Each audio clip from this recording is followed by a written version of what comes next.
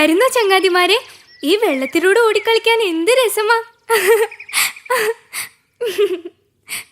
എന്തു പറ്റി?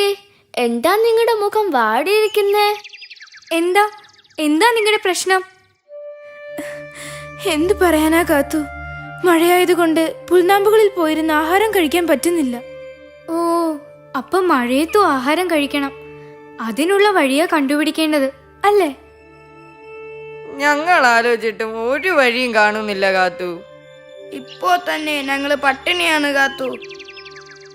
നിങ്ങൾക്ക് മഴ കഴിയും വരെ എന്റെയോ അപ്പുവിന്റെയോ കൂടെ കൂടാലോ. നിങ്ങൾക്കുള്ള ആഹാരം ഞങ്ങൾ കൊണ്ടുതരാം. പക്ഷേ അതൊന്നും നടക്കുന്ന കാര്യമല്ല കാത്തു. ഇവിടം വിട്ട് ഒരിടത്തും പോകാൻ ഞങ്ങൾക്ക് പറ്റില്ല.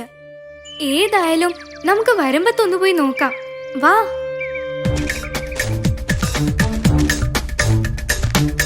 ഓ, ഇവർക്ക് മഴ നനയാതെ ആഹാരം കഴിക്കാൻ ഈ പുൽച്ചെടികൾക്കിടയിൽ ഒരു കൂടാണ് വേണ്ടത്. ശരിയാണ്, മഴ നനയാതെ അകത്തിരിക്കാമല്ലോ. പക്ഷെ എങ്ങനെ കൂട് കെട്ടും? ശരിയാ, ഇതിന്റെ മുകളിൽ എങ്ങനെയാ കൂടുണ്ടാക്കുന്നത്? അപ്പോ നിനക്കല്ലേ കൂട് കെട്ടാൻ അറിയൂ? നീ ഇങ്ങനെ പറഞ്ഞാലോ? മരത്തിന്റെ മുകളിൽ നാരും പഞ്ഞിയൊക്കെ ചേർത്ത് എനിക്ക് കൂടുണ്ടാക്കാൻ അറിയാം. പക്ഷേ ഈ കുഞ്ഞു ചെടികളിൽ പറ്റില്ല. പക്ഷെ നിന്റെ സ്ഥാനത്ത് ഞാനായിരുന്നെങ്കിൽ എങ്ങനെയെങ്കിലും കൂടുണ്ടാക്കിയേനെ. കാത്തു, നിന്നെ പിണക്കാൻ പറഞ്ഞതല്ല. എന്തെങ്കിലും മാർഗം ആലോചിക്കപ്പോ.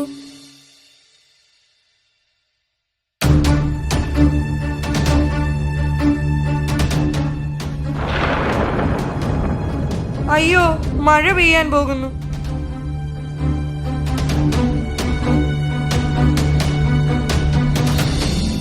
അപ്പു, നിന്റെ വള്ളിയും പാട്ടയും എവിടെ? ഒരു പാട്ടയിൽ 1-2 തുള വീണു. അതുകൊണ്ട് ഞാനത് കളഞ്ഞു. ഏ, കളഞ്ഞോ? ഇല്ല, എന്റെ വീട്ടിലുണ്ട്. എന്നാ വേഗം പോയി അതിങ്ങ് എടുത്തോണ്ട് വാ. എന്തിനാ കാത്തു? എടുത്തോണ്ട് വാ. നമുക്കൊരു വീടുണ്ടാക്കാൻ പറ്റുമോ നോക്കാം.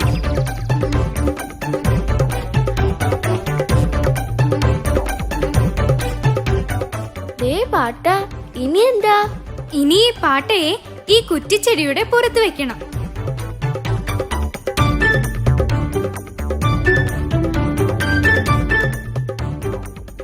ആ, ഇപ്പോഴെങ്ങനെയുണ്ട്? സമ്മതിച്ചിരിക്കുന്നു കാത്തു.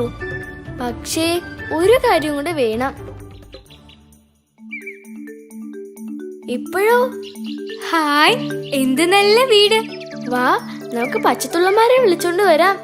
പാവങ്ങൾ, അവർ വിഷമത്തോടെയാ പോയത്. എന്നാ വേഗം വാ.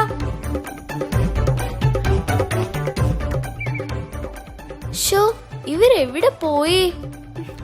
കാണുന്നില്ലല്ലോ അപ്പു. ഞങ്ങൾ എവിടെയൊക്കെ നോക്കി. നിങ്ങൾ എങ്ങോട്ടാ പോകുന്നേ? ഞങ്ങൾ പോകുവാ കാത്തു, വേറെ എങ്ങോട്ടെങ്കിലും. അങ്ങനെ പിണങ്ങി പോവാതെ വന്നേ.